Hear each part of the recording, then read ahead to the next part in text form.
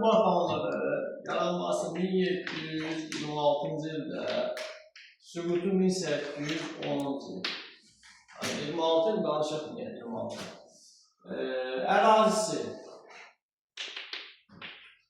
Azərbaycanın şimal-şərqi, mərkəzi olmuş şəhərlər və yaxud da qalalar.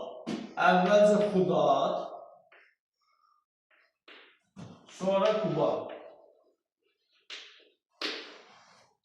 İlk hökmdarı olub deməli bunu Hüseyn Əli xan.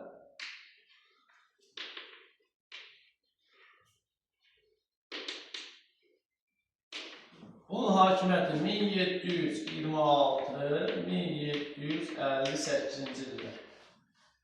Buna aiddir deməli Quba xanlığının əsasını qurur. Nə var? 1726-cı ildə Rusiyanın himayəsi altında yaranır.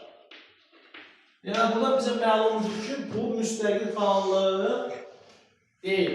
Rusiya himayəsi altında yaranmışdır. Bəs 1724-cü ildə başqa hansı yaranmışdır? Şirvan, Osmanlı himayəsi altında, İstanbul bölgəsi. Deməli, Rusiya himayəsi altında yaranmışdır. 1747-ci ildə Nadirin ölümündən sonra tam müstəqil bir xanlığa çevrilir. Tam müstəqil xanlıq olur.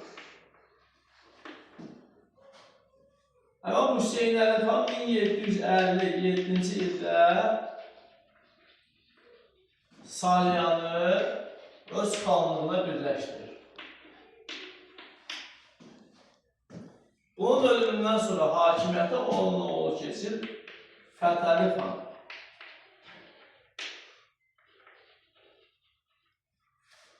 Bizdə bu ikinci Fətəli xandır, rastlaşdırılmamız. Birinci Fətəli xan yadınızda Urmiyalı Fətəli xan. Fətəli xan Əfşar gedir. Ona görə də o sonluqlara diqqət edin. Bu Qubalı Fətəli xandır. Bunun hakimiyyəti 1758-1789-cu illər. Buna aiddir. Xanlığı gücləndirmək üçün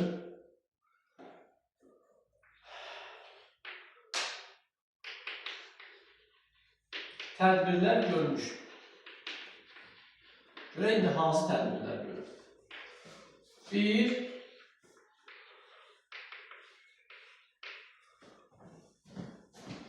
başladıq, səhv başladıq. Vergi siyasəti, vergi islahatı,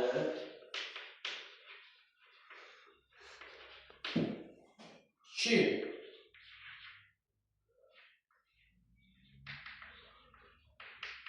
köçürmə siyasəti və üç,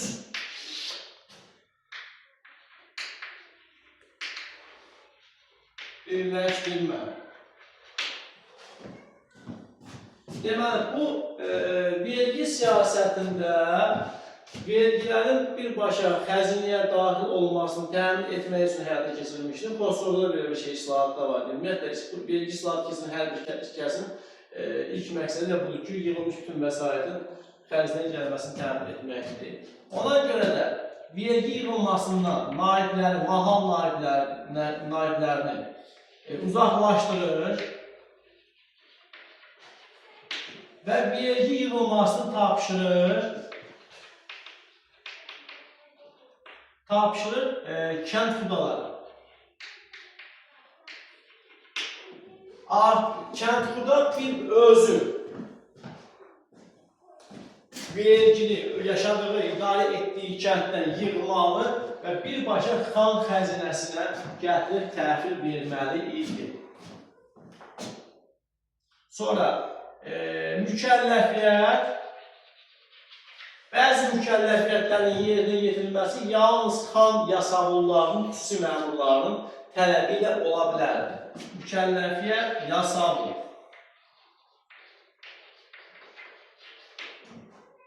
Deməli, vergi islahatını nə dedik? Vergi yığılmasından mahal naiblər uzaqlaşdırıldılar. Vergi yığılması kənd xudalara tapşırıldı. Onlar birbaşa öz gətirib xərcini təhvil verildi bu vergini. Daha sonra bəzi mükəlləfiyyətlərin yerinə yetirilməsi kimin tələbi ilə ola bilərdi? xan yasalların tələbi ilə ola bilər. Getdik.